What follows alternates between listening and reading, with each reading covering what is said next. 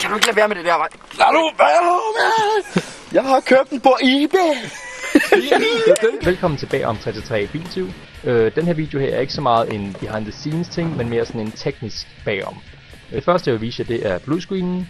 For som de fleste nok kan regne ud, så har vi optaget alle scenerne med bilen indenfra, hvor den kører på bluescreen, så det ikke var lige så farligt at optage. I starten af året, der lavede vi en masse tests med green screen, og hvorvidt vi kunne bruge green screen til at fjerne baggrunden sammen. Det viste sig, og det kunne mit program ikke klare. Det kan kun tage bluescreen. Så de tests, du ser her, det gjorde det i After Effects på en af mine venners computer. Så vi valgte bluescreen i stedet for, som Adobe Premiere Pro godt kan klare. Ikke super perfekt, men acceptabelt nok. Du kan se en af testene på green screen på min hjemmeside, linket står her på skærmen, eller så er der så et link nede i beskrivelseskassen. Men ja, lad mig gå i gang med at forklare, hvordan jeg er kommet til det endelige udseende her, fra det her udseende, den originale optagelse. Det første jeg har gjort, det er, at jeg har tilføjet noget color key, hvor jeg har gået ind og valgt den farve, jeg godt vil fjerne. I filmverdenen, hvis du keyer noget ud, så fjerner du en farve eller lignende. Og det er så det, jeg har gjort her. Jeg har været inde og vælge den blå, fine farve her i baggrunden. Og så har jeg sat parametrene i sådan, så det så bare nogenlunde ud. Det her, det ser så ikke helt acceptabelt ud, men det er så derfor, jeg tilføjer en bluescreen key her. Som så er det, som den ikke havde af green screen key. Der findes kun en bluescreen key, i hvert fald i den version, jeg har. Men jeg har så tilføjet bluescreen keyen, hvor den fjerner alt det blå, og så har jeg sat parametrene til noget, jeg kunne lide, og så har jeg faktisk det blå keyet rimelig godt ud.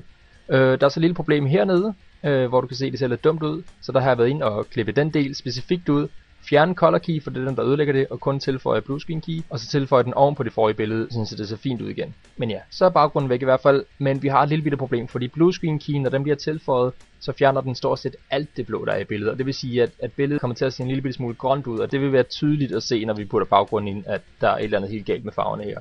Så derfor bliver jeg nødt til at gå ind og tage en change to color, sætte den ind, så jeg siger gå fra den her grønagtige farve, og så ned til den her blå farve. Og alt efter hvilken skærm du sidder og ser på, kan du måske ikke se, at der skulle være den store forskel mellem det her grønagtige billede og det blå billede her, hvis vi hopper lidt frem og tilbage her. Men hvis vi går over og tager et close-up af Mukambe, der kan du se, at det er tydeligvis meget, meget grønt det her billede. Og det her, det er så med den fiksede ting. Så jeg hopper lidt frem og tilbage. Der vil jeg i hvert fald sige, at man tydeligt kan se, at der er en forskel. Men ja, tilbage til det forrige billede. Det næste vi tager, det er, at vi tager en Processing Amplifier, og den sætter jeg på, fordi jeg vil godt have, at der bliver skruet en lille smule op for farverne her. Det er lidt kedeligt billede som det er, så jeg skruer op for farverne, og når jeg så har gjort det, så går jeg i gang med den helt store farvekorrektion, eller three-way color correction hedder den, som man næsten altid skal bruge, hvis du vil lave rigtig fine billeder. Jeg vil ikke gå ind i, hvordan jeg har farvelagt det her, det synes jeg ikke er så vigtigt lige for effekten, men bare nu ved du, at jeg har tilføjet en masse farveændring eller farve color correction. Ja, vi springer videre til næste ting, som er en tint, og så vælger jeg, at sort skal være noget lignende den her farve, og hvid skal være noget lignende den her farve, og så skruer jeg ned til, hvad jeg nu synes ser godt ud.